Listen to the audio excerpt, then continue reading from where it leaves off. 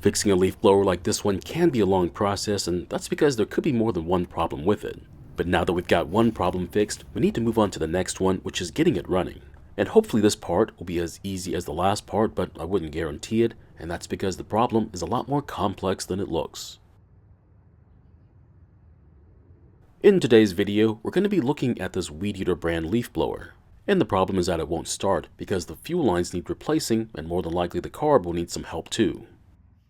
If you didn't see the last video on this blower, we had to fix the recoil, which was hanging up a bit, and also replace the pull rope. It still could have worked the way it was, but on the chance we decide to sell it, it'll be ready. There's a lot we have to do, so we'll get right to it, starting with taking off the carb and then taking it apart for inspection. The interesting part is that after taking off the air filter base, come to find out the carb was stuck to the engine. But with a bit of persuasion, it came right off. Just watch out for the gasket, which in this case was stuck to the carb. However, it could have easily been stuck to the engine side as well, so keep an eye out for it. We'll then take off the pumping section so we can get a good look at the diaphragm and also the inlet screen. The purge bulb is also quite discolored, which is a good sign that it could break at any time, so replacing it would be a good idea. So here's the pumping diaphragm, and it's in pretty good shape, which means we can reuse it. The inlet screen is on the body of the carb, and for the most part looks to be fairly clean, which is good news. It means the fuel filter is most likely still connected to the fuel line in the tank, doing the job it was designed for. Next, we'll look at the metering diaphragm, making sure it's still flexible so it can work the rocker arm that's underneath it. You can test it while it's still in the carb, but you can also choose to test it separated from it too.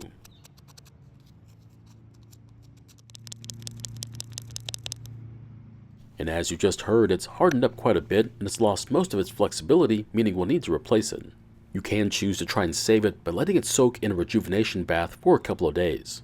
The longer it sits in the solution, the better it is, but I recommend at least 48 hours. Next up, we're going to take the carb apart the best we can, then give it a good cleaning using some carb cleaner. Just be careful because these tiny parts are very easy to lose, and getting replacements can be a real pain. Clean the carb the best you can, then I recommend doing it one more time. Honestly, I don't think you can clean these too much. The more you clean it, the better your chances are of getting the carb working again and not having to replace the carb with an aftermarket one. Also, make sure that your cleaner can pass through the screen, otherwise keep cleaning it until it does. Next, we're going to take out the fuel adjustment screws so we can clean those passages, but first we need to find out how many turns it takes for them to bottom out. That way, we can put them back in the way we found them, but not only that, it'll help if we get lost when tuning the carb. Just be careful, because these settings may or may not work with your carb. They are not universal between carbs. Just in case there's a lot of debris in these passages, we'll clean them one at a time. Of course, you can choose to clean them both at the same time if you want to. Once this passage is cleaned, we'll then install the fuel adjustment screw all the way in, and then turn it out the number of turns we counted earlier. We'll then repeat the same process for the other screw. This will also keep you from getting them mixed up because they may not be the same. Now, if you don't have carb cleaner, then you can try using whatever you have on hand, but I can't guarantee that it'll work. Once we spray the passages in the pumping section, we'll start the tedious process of putting the carb back together. Of course, if you don't want to deal with the hassle of putting the carb back together, you can always choose to replace the carb after inspecting it. Now on this carb, since the metering diaphragm and the purge bulb needed to be replaced, that would be enough for me to replace the carb. This particular carb kit, including extra parts, is only $16, which is a lot cheaper than replacing this blower with another cheap one. Once the rocker arm is back in place, make sure it works like it should be before moving on, otherwise you'll have to reinstall it. Just make sure the gasket goes on first before installing the new metering diaphragm. You can buy these individually for several bucks, but buying in bulk is a much better idea. These diaphragms are not universal, but you just need to make sure the stem in the middle is the same as the old one you're replacing. This one will need a new purge bulb as well, and even though they aren't expensive, buying more than one will make each one very cheap. Just be careful because there are two different sizes of bulbs and this one is the larger one. But if you don't know which one you need, then I would buy a variety pack and you'll get one of each. Something I want to share with you is that you can determine which one of the ports is the fuel return by covering each port while pressing on the bulb. Just cover one port and press on the bulb, and if the noise stops, it means that port is for the return line. And as you just heard, the port near the bulb is for the return line back to the tank. Of course, that means the bottom port is for the fuel filter line. Next up, we'll empty the fuel tank and get rid of the last fuel line so we can get the fuel filter out. The interesting part was that the fuel filter was barely hanging on as the fuel line was beginning to come apart. So be careful when working on these. The fuel lines might look okay, but in reality, they could be hanging on by a thread.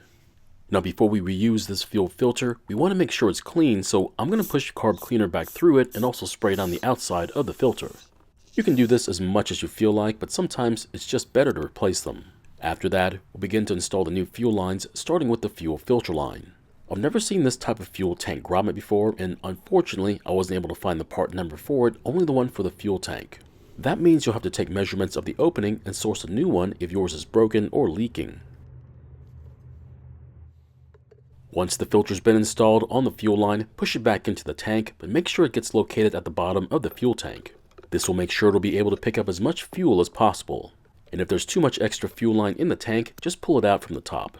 After that, we'll then run the fuel return line, but this one will be a whole lot easier to do.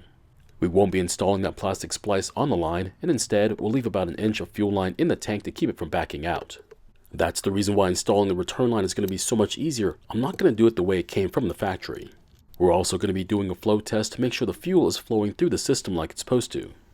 When connecting the fuel lines, the filter line will connect to the brass port further away from the bulb, while the return line will connect to the one closer to it. Once the fuel lines are connected to the carb, we'll put some fuel into the tank and then test the system. So when pressing on the bulb, fuel will come up the filter line, enter the carb, fill the bulb, and then leave through the return line and go back to the fuel tank.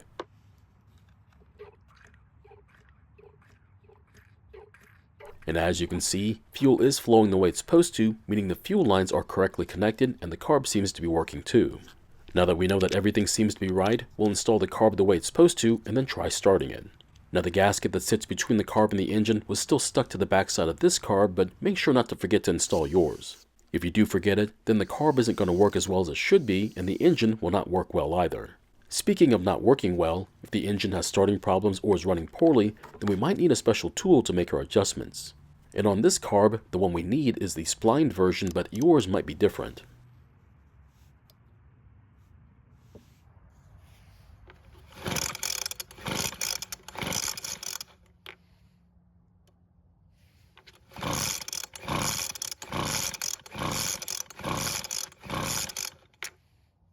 Well, it didn't even try and start, so I'm guessing it might be flooded, so we'll try it again, but this time without the choke.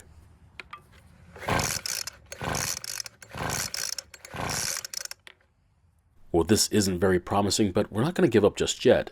So if it's not flooded, then maybe we need to give it a bit of help with a splash of fuel from our bottle.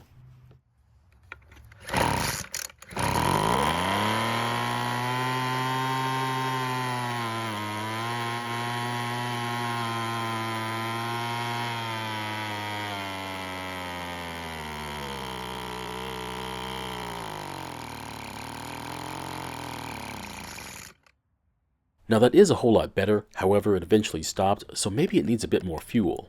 And since it won't stay running, how about we try adding more fuel at idle speed by turning the L screw out a quarter turn and see what happens. We'll do more tuning if we need to once we get it started and running.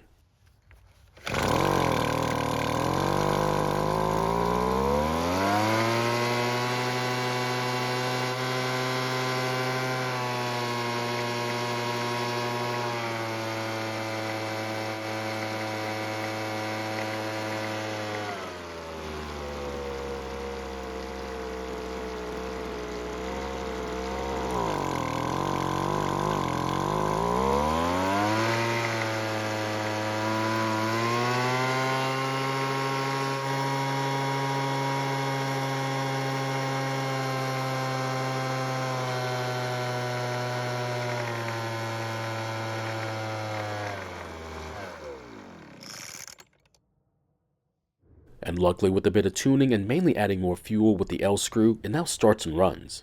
But it is going to take several more cold starts to make sure it'll start reliably and also run well too. But if we make any more adjustments to the carb, we'll have to restart the cold start cycle all over again, so be ready for a long road ahead. Hopefully this will go well because I really don't want to spend more time on it than I have to. So my question is, how much do you think this blower could sell for? Or do you think I'm better off just keeping it for personal use instead? Thank you for watching. I really do appreciate your time here. Please feel free to ask me any questions about this project or about your own projects, and I hope to see you in the next video.